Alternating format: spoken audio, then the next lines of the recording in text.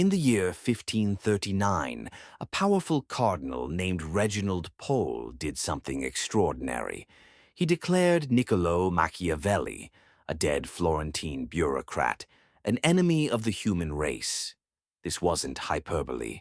Machiavelli's book, The Prince, was so dangerous that the Catholic Church banned it, kings hid it, and philosophers denounced it, while secretly studying its pages by candlelight. Why? Because Machiavelli committed the ultimate sin. He told the truth, not the truth we want to hear about virtue and justice, but the brutal, uncomfortable truth about how power actually works. This is not a book about morality. It's a manual for survival in a world where the good often finish last. For the next 25 minutes, we're going to dissect Machiavelli's most controversial ideas. This isn't just history. These are the same rules that govern Wall Street, Silicon Valley, and geopolitics today. By the end, you'll understand why Machiavelli remains the most misunderstood and most necessary political thinker in history. Chapter 1. The Crucible That Forged Machiavelli. To understand Machiavelli, you must first understand the blood-soaked world that created him. Florence, 1469.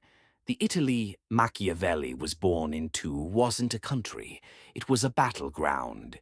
City-states like Florence, Venice, and Milan were constantly at war, while France and Spain circled like vultures.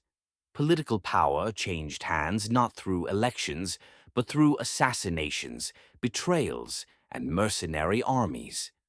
At age 29, Machiavelli witnessed the rise and fall of Savonarola, a fire-and-brimstone preacher who ruled Florence through fear, until he was hanged and burned in the public square. This lesson, that even the most powerful can fall overnight, would haunt Machiavelli forever. When Machiavelli finally gained power as Florence's chief diplomat, he saw firsthand how rulers really behaved. Pope Alexander VI, the most powerful religious figure in Europe, was openly corrupt, using his position to enrich his family. Kings broke treaties without hesitation. Mercenaries switched sides for gold. Then came Machiavelli's downfall. When the Medici family retook Florence, he was arrested, tortured by the infamous Strappado device, and exiled to his farm. It was here, surrounded by failure, that he wrote The Prince, not as a scholarly exercise, but as a desperate attempt to prove his worth to the new rulers. This context is crucial. Machiavelli wasn't some armchair philosopher. He was a political animal who'd seen the game from the inside, and what he discovered would change how we think about power forever. Chapter 2. Machiavelli's Dark Psychology. At the heart of Machiavelli's philosophy lies a brutal observation about human nature. Machiavelli didn't just think people were flawed, he believed they were fundamentally self-interested, ungrateful, and treacherous. His famous line, "Men are quicker to forget the death of their father than the loss of their inheritance." Consider his contemporary example, Pope Alexander VI. Here was a man who became the spiritual leader of Christendom, while openly fathering children, bribing cardinals, and using excommunication as a political weapon. If even God's representative on earth behaved this way, what did that say about everyone else? Fast forward to today. How many CEOs preach family values while laying off thousands? How many politicians campaign on integrity only to take lobbyist money? Machiavelli would nod knowingly. He'd seen this playbook 500 years ago. This is why Machiavelli's first rule of power is never trust appearances. The smiling ally today becomes the backstabber tomorrow. The grateful citizen becomes the rebellious mob when times get tough. That's why Machiavelli would say, if someone throws a stone at you, don't just throw a stone back. Throw bread, with a grenade inside. Why? Because generosity disarms suspicion, while total destruction prevents future threats. This isn't paranoia, it's pattern recognition, and it leads us to Machiavelli's most famous dilemma. Chapter 3. Fear versus Love. The Power Paradox. Here's the question that defines Machiavelli's entire philosophy. Is it better for a leader to be loved or feared? On the surface, love seems ideal, but Machiavelli noticed a fatal flaw. Love is voluntary. People follow loved leaders when it's convenient and abandon them when trouble comes. Fear, however, is compulsory. A feared leader maintains control even when unpopular. As Machiavelli wrote, love is preserved by a bond of obligation which, because men are rotten, is broken at every opportunity for their own advantage. But fear is preserved by a dread of punishment that never abandons you. Machiavelli's favorite example was Cesare Borgia, who conquered central Italy through calculated terror. When Borgia took over a region, he didn't just defeat the local lord. He publicly executed him in the most brutal way possible. Gruesome, yes. Effective, absolutely. Rebellion became unthinkable. We see this today in boardroom coups and hostile takeovers. The nice CEO gets replaced by the ruthless strategist when profits decline. Nations with hardline policies often weather crises better than permissive ones. But Machiavelli adds a crucial caveat. A leader must avoid being hated. Fear is good. Hatred is dangerous. How? By keeping violence sudden, decisive, and infrequent, then returning to normalcy. This is the dark art of power, the ability to wield fear precisely, like a surgeon's scalpel rather than a butcher's cleaver. Chapter 4. The Art of Strategic Ruthlessness.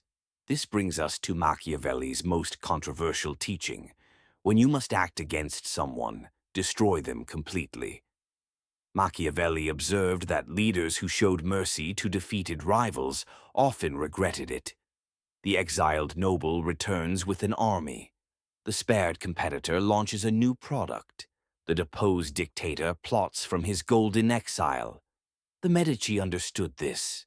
When they retook Florence, they didn't just exile their enemies, they systematically erased entire bloodlines. Extreme? Perhaps. But it ensured their dynasty lasted centuries. Today we see this in Silicon Valley's acqui-hires, where big companies don't just compete with startups, they buy them and shut them down. It's not personal, it's strategic elimination of future threats. This is why Machiavelli said leaders must be both fox and lion. The fox avoids traps through cunning, the lion crushes wolves through force. Modern translation: the best CEOs are strategic thinkers who can also make brutal decisions when required. The uncomfortable truth: history rewards winners, not the morally pure. As Machiavelli wrote, in the actions of all men, when there is no court of appeal, the ends justify the means. Chapter 5. Machiavelli in the Modern World. So where does this leave us? Was Machiavelli advocating evil or simply exposing reality? Consider modern parallels. Politicians who campaign on hope but rely on attack ads. Companies that tout sustainability while exploiting loopholes. Nations that preach democracy while supporting dictators. Is this corruption, or just playing the game as it exists? Machiavelli would argue that wishing the world were different is a luxury leaders can't afford. Even good leaders use Machiavellian tactics. Churchill presented himself as a defender of democracy, while overseeing brutal colonial policies. The alternative? Letting the Nazis win. This is Machiavelli's central dilemma. Can clean hands wield real power? The lesson isn't that we should all become tyrants. It's that understanding these rules is the first step to either using them or defending against them. Chapter 6. The Mirror of Power. Machiavelli doesn't tell us how the world should be.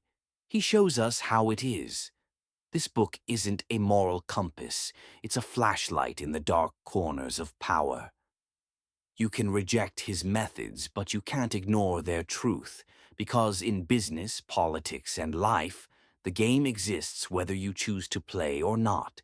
The question is, how will you play it? Power isn't about good or evil. It's about understanding the rules, then deciding which ones you're willing to break.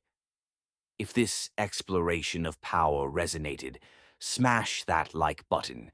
It tells the algorithm to spread these ideas. Subscribe for more unfiltered philosophy. And most importantly, debate in the comments. Is Machiavelli a villain or the most honest philosopher in history?